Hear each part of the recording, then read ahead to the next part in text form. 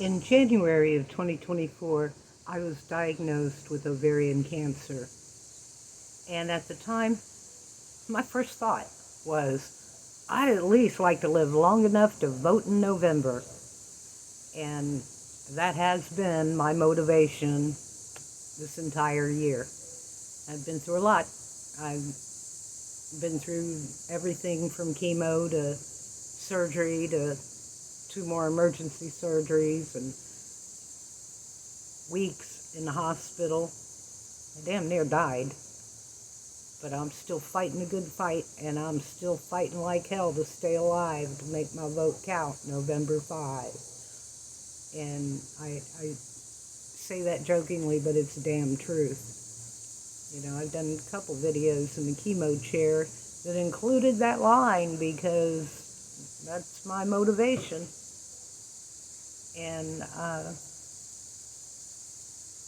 I started doing what I call my cancer diary on Facebook when I found out I had cancer. My first video was to tell my friends and family. And because my vision is so bad, I went with videos. And it's been interesting.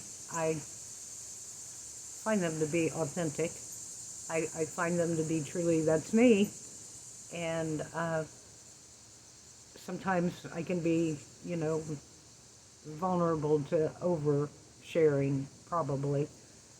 But it has given me strength and joy and positivity. And my friends and family appreciate my positive attitude because that, in the long run, is the good medicine. And so here I am, starting a YouTube channel, which, go figure, I would have never guessed. Eventually we'll get to the 5-alarm red flag emergency videos, but that's for another day. I kind of lost my train of thought with the fire truck, but I want to go back to the cancer diary and a lot of the thoughts and the things that were going on and the updates. I've kind of moved on from, I would record the video, upload, and move on. There are a few that I've done that I will be uploading to YouTube eventually. The content is just too important not to. I ask myself, why am I putting myself through this? And the answer is, we need to save democracy. And just because I'm legally blind doesn't mean I lack vision. And I hope to be able to see at least out of the one eye by the end of the year and see the vote. Man, that'd be just everything. And, there's a fight beyond that. It isn't just about this year. It feels like a struggle for me to get through this year, but by God, I'm fighting a good fight, and I'm going to continue to do it. And who knows, maybe come 2028, I'll still be sitting here talking about Madam President, Kamala Harris, and oh my God, Tim Walz is like America's dad. I love that guy. I love that guy. And I did about a minute video about Tim Walz. It's on YouTube right now, so if you want to check that out, it's there. It's fun. So what am I doing here? Well, I'm a blue Buckeye.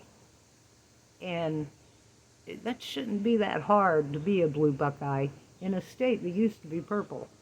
I don't know what the hell happened to Ohio, but man, we are sending some of our worst people to Congress.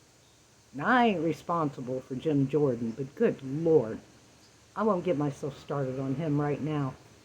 But there'll be a video coming, you can count on that. J.D. Vance. I'm telling you what, I look forward to the day when he's no longer in the Senate, because his political career after this hot mess and his connection to Donald Trump, and you know Trump is going to blame him when he loses this election. He will crucify him, and the state of Ohio will vote him out, if not recall him before his term is up in 2028. Just saying. So I look to connect with other Ohioans, with other blue Buckeyes, and work towards turning this state around. I truly believe that if we are going to save this democracy, it's going to have to start state by state. We are way behind in the game, and I'll tell you what, the Ohio GOP has been playing the long game for decades. It's how we come up with people like Jim Jordan in the House of Representatives. You can't get rid of him no matter how big of a fool he is. You know, this state has been gerrymandered to death.